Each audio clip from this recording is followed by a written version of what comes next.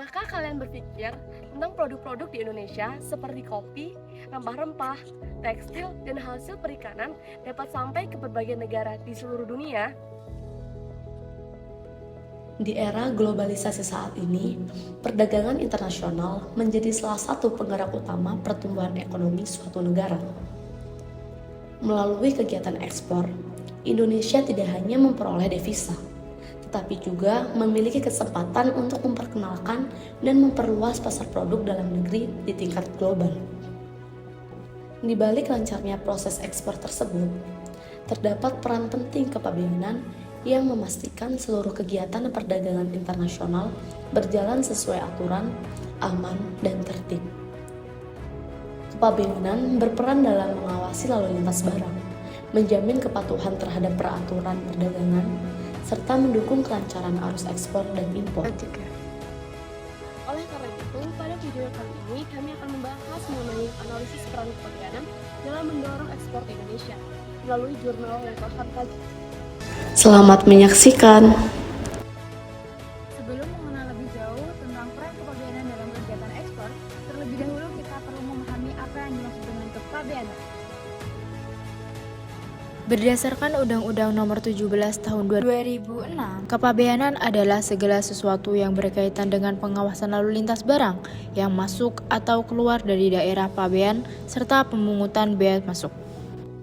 Daerah pabean mencakup wilayah darat, perairan, udara, serta kawasan tertentu yang berada dalam zona ekonomi eksklusif Indonesia.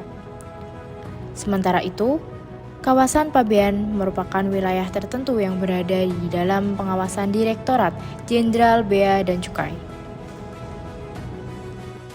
Dengan adanya sistem kepabeanan, pemerintah dapat memastikan bahwa seluruh kegiatan perdagangan internasional berlangsung secara tertib, aman, dan sesuai dengan ketentuan yang berlaku. Setelah memahami pengertian kepabeanan, selanjutnya kita juga harus tahu apa sih sebenarnya tujuan dan juga fungsi dari sistem kepabeanan itu sendiri. Secara umum, kepabeanan bertujuan untuk mengatur arus barang yang keluar dan masuk wilayah Indonesia agar tetap sesuai dengan peraturan yang berlaku. Selain itu, kepabeanan juga berfungsi untuk melindungi kepentingan nasional, menjaga keamanan negara, serta menciptakan iklim perdagangan yang sehat dan adil. Kepabeanan turut berperan aktif dalam upaya pencegahan berbagai macam pelanggaran, seperti penyelundupan barang, perdagangan ilegal, dan penghindaran pajak yang dapat merugikan negara kita. Secara umum, kepabeanan bertujuan untuk mengatur arus barang yang keluar dan masuk wilayah Indonesia agar tetap sesuai dengan peraturan yang berlaku. Kepabeanan memiliki peran yang sangat penting dalam mendorong kegiatan ekspor di Indonesia. Salah satu peran utamanya adalah sebagai regulator perdagangan internasional. Dalam hal ini, kepabeanan memastikan bahwa barang yang akan diekspor telah memenuhi seluruh proses dan persyaratan sesuai dengan ketentuan yang berlaku. Selain itu, kepabeanan juga memiliki peran dalam melindungi industri dari persaingan yang tidak sehat dengan cara penerapan kebijakan perdagangan yang sesuai. Setelah kita mengetahui peran kepabeanan dalam mendorong ekspor, sekarang kita akan membahas tentang kebijakan kepabeanan.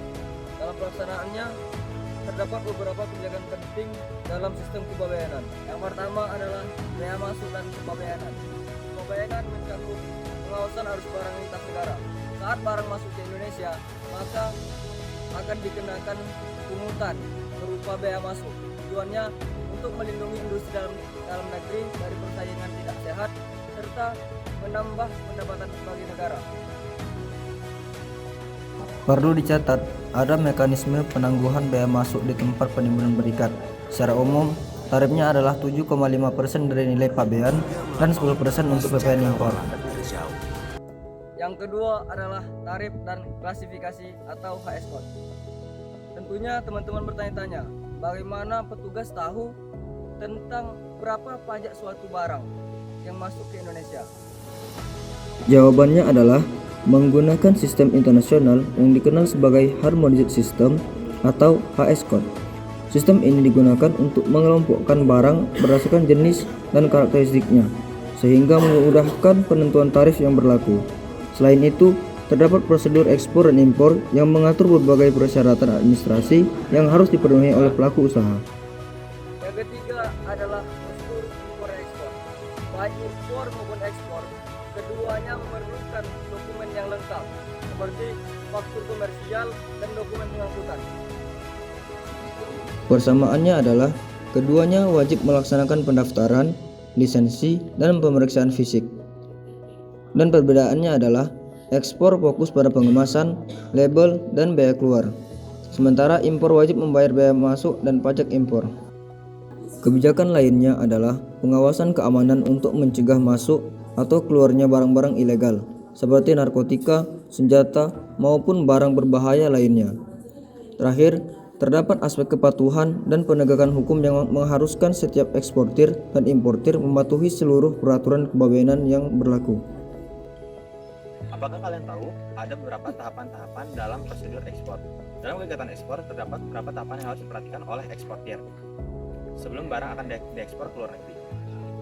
Tahapan pertama adalah menyampaikan dokumen pemberitahuan ekspor barang atau PEP kepada pihak bea dan cukai. Dokumen ini berfungsi sebagai pemberitahuan resmi terhadap barang yang akan diekspor. Selanjutnya, eksportir harus melengkapi beberapa dokumen pendukung seperti nomor induk perusahaan, faktur komersial, dokumen pengangkutan, serta beberapa dokumen persyaratan lainnya. Setelah dokumen diperiksa dan dinyatakan lengkap, pihak kepabeanan akan melakukan proses verifikasi serta pengawasan terhadap barang yang akan diekspor.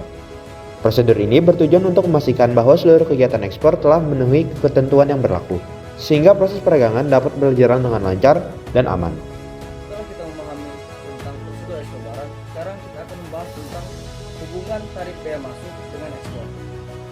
Tarif bea masuk memiliki hubungan yang cukup erat dengan kegiatan perdagangan internasional, termasuk ekspor.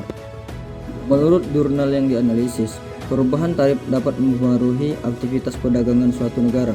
Ketika tarif yang diberlakukan semakin tinggi, biaya perdagangan juga cenderung meningkat. Akibatnya, harga barang menjadi lebih mahal dan daya saing produk dapat menurun. Kondisi ini berpotensi mengurangi permintaan pasar dan mempengaruhi volume perdagangan internasional. Namun di sisi lain, penerapan tarif juga memiliki manfaat, yaitu melindungi industri dalam negeri dari persaingan yang tidak sehat serta menjadi salah satu sumber penerimaan negara. Oleh karena itu, pemerintah perlu menjaga keseimbangan dalam menetapkan kebijakan tarif agar mampu melindungi industri nasional tanpa menghambat pertumbuhan ekspor. Dengan demikian,